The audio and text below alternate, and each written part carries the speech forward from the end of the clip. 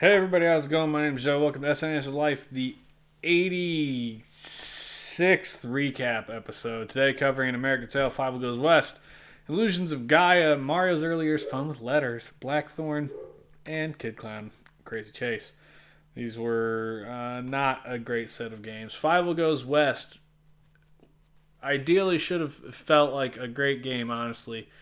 The animations, the sprite work, the colors, visuals all looked amazing. They really hit that nail on the head. The music was ho hum, okay. The gameplay was where it kind of fell down. So it was very, very slippery. The controls were hard to nail down, bad jumping. You also got this weird little like soda pop gun thing that you had to hit the enemy in the head or they didn't die, and you had to hit them like 5 times, and it was awful.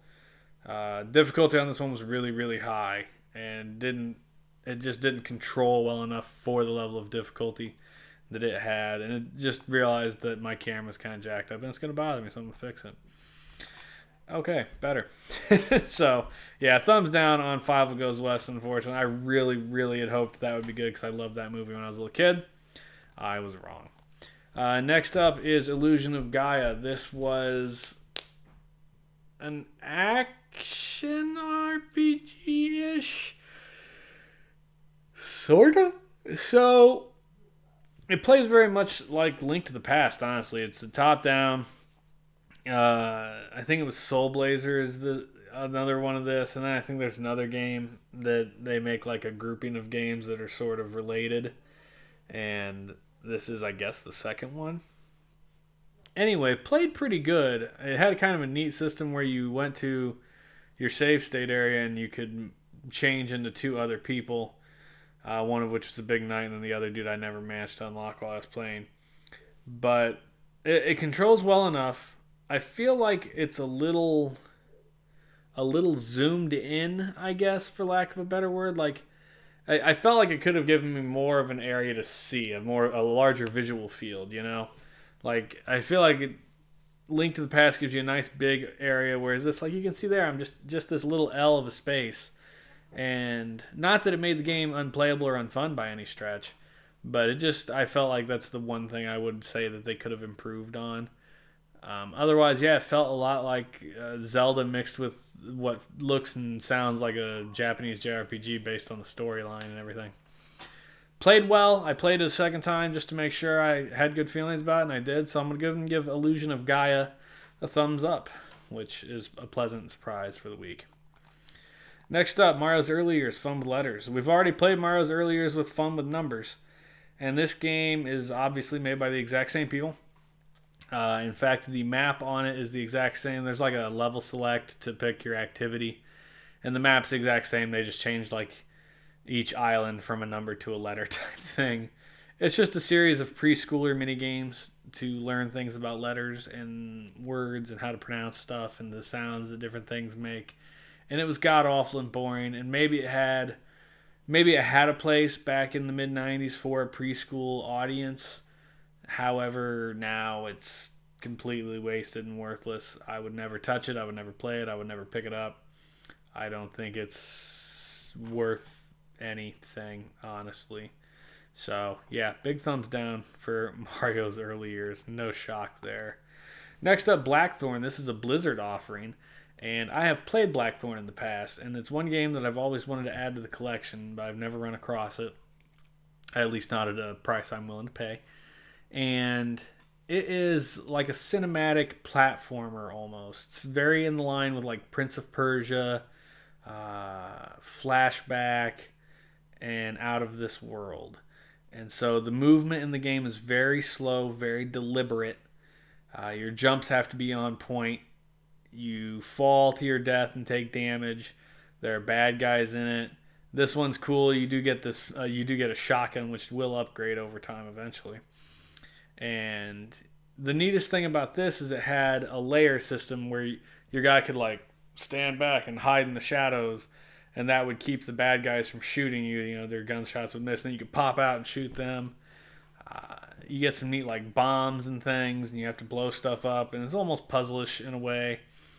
I only got to the second area, which is the like rainforest.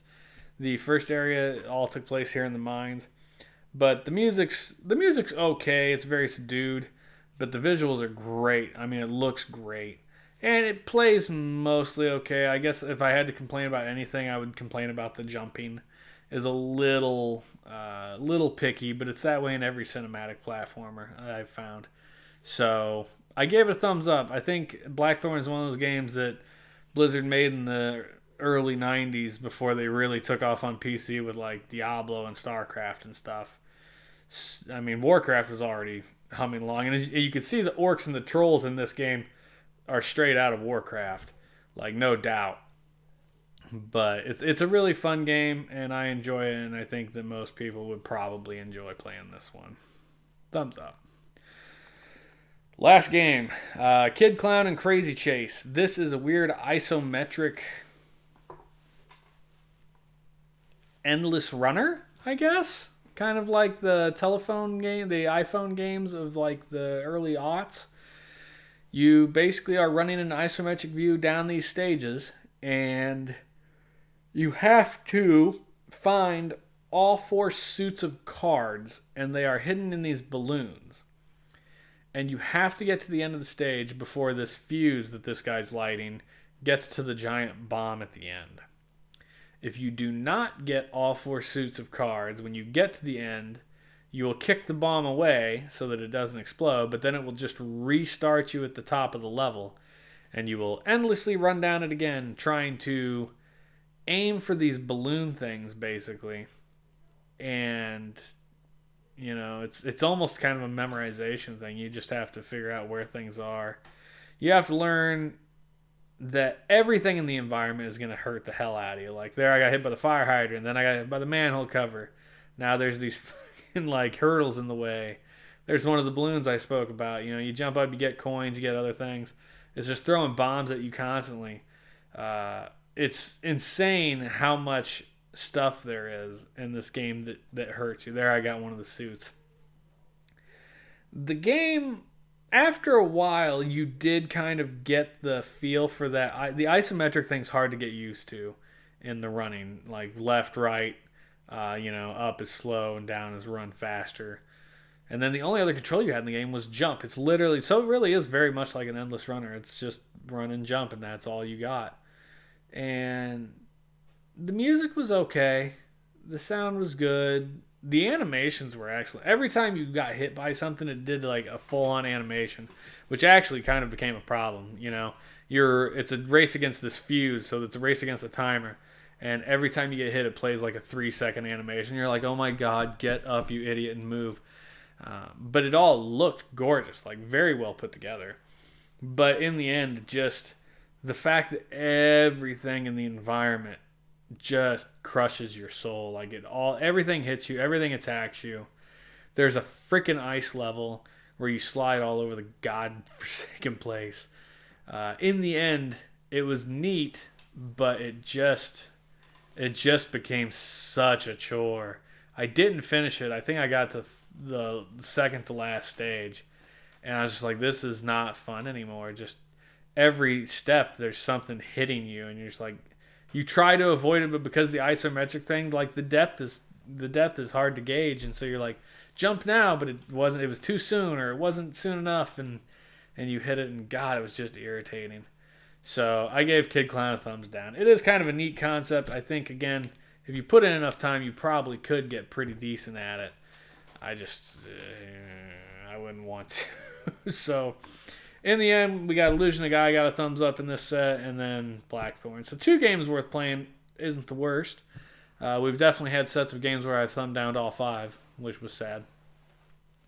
But as we continue barreling into the fall of 1994 games here, like I expect better. and I know better is coming. It's coming. But it's just taking a while to get here. So that's it, guys. Thanks for tuning in to the 86 recap for SNES's life. So many games. But we are plugging away. Like, we're well over the halfway point now. And just, I ought to figure out how many more episodes I'm going to do of this show. Like, is there going to be 100 recaps? Certainly I'm going to hit 100 recaps, right? It took 86 to get I'm a little over halfway. Anyway, that's it, guys. We'll see you later. Thanks a lot. Have a good one. And, yeah, peace out,